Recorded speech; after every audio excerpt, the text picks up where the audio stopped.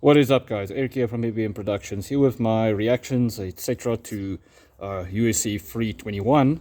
Just want to take a sip here. So, okay, in very short, I didn't get time and I'm not feeling too well.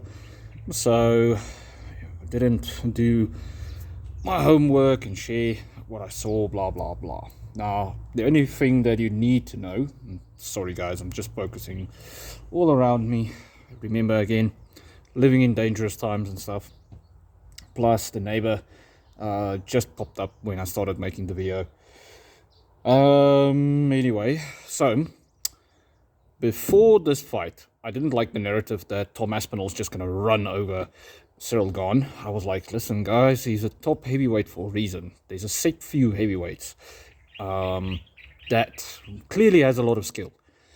Volkov, Almeida, Gane, Derek Lewis, kind of, but kind of not. Who else? There's a few more, but don't worry about it. The point is more so that there's like 3 or 4 talents really out there outside of Tom Aspinall. Jones is gone, so yeah. So I didn't like the narrative that this won't be competitive at all, blah, blah, blah. And with the way the fight ended up happening, I was like, really, people? Did you really think that a top contender like this will not perform as well? Now, okay, outside of that, we have to talk about the eye poke and narratives that are already forming, etc. Okay, so something that other YouTubers, etc. will not mention. People secretly hated Tom Aspinall. The people are coming out of the woodwork just hating on him for essentially just saying, like, listen, I just can't see properly right now. I'm not going to continue. That's BS. But now people are exposed. He needs to see this and take advantage of this, because those people can be flipped. But still, people secretly hated him.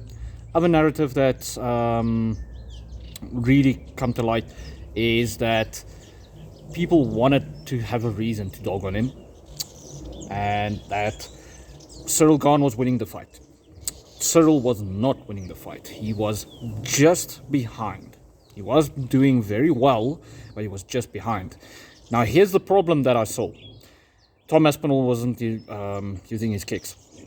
He was not using his leg kicks as often as he usually did. And he seemed a bit rushed at first, and then he started settling in and slowly performing his game plan. Problem was, in that time period, he got tagged up with a few jabs because I think Cyril and his camp realized that Tom coming in with his chin in the air means he can get jabbed and he can get touched. Cool, that's fine, but that doesn't mean he was winning the whole fight, because from there, Tom landed the better strikes in my opinion. And whenever he did land his leg kick, which he kind of neglected a lot in this fight, Cyril wasn't doing well.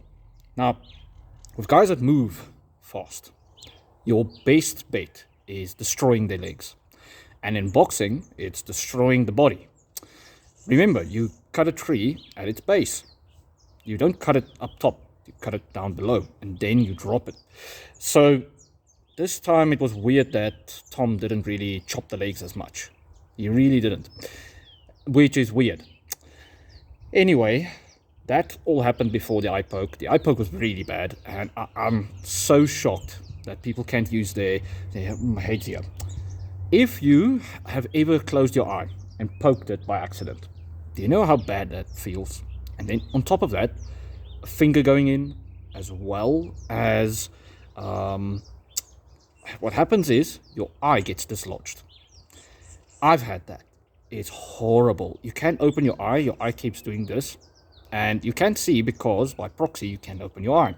And it's because your eye got hit in a certain way where it moves into the head or so. And then there's a spot underneath the eye here. Guys used to peel their eyes open and you see it. I don't know what it's called medically anymore. That stuff slipped out of my brain after school. But that piece there is poking onto the eyeball. So it irritates it. That means your eye's constantly doing this. You can't really see, even if it's not damaged. I do think his eye was damaged though, because it was like this. The finger went in like this. It didn't go just touch and push.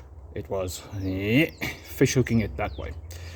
So yeah, outside of that, the fights were quite fun. Jandaroba versus Dern was very fun for me. It was back and forth. I was like, this is just fun to enjoy. Volkov got his gate back. I was correct with Aliskarov as well. Akparast got brutally KO'd. I felt really bad for him. What other fights? Oh yeah, Uman Magomedov kind of fraud checked himself in a way. People were like, no, he's not getting the belt back and stuff. Now I feel he's not getting the belt back more so because it showed he has a weaker chin than people think. Because he got dropped versus Marab. I know a lot of people are like, no, he didn't, but he did. And then Batista dropped him. Other thing is, I think Batista is kicking himself because he could have done a bit better. But then the problem is with these wrestlers, you don't always have the opportunity to do better. Anyway, the card, I'll give it a 6 out of 10, 7 out of 10. It was quite fun. Let me know what you guys think. And yeah, I'll make another video on Tom Aspinall specifically about the eye situation and how the fight went. But yeah, for now, I'm sorting out my health. Cheers, guys.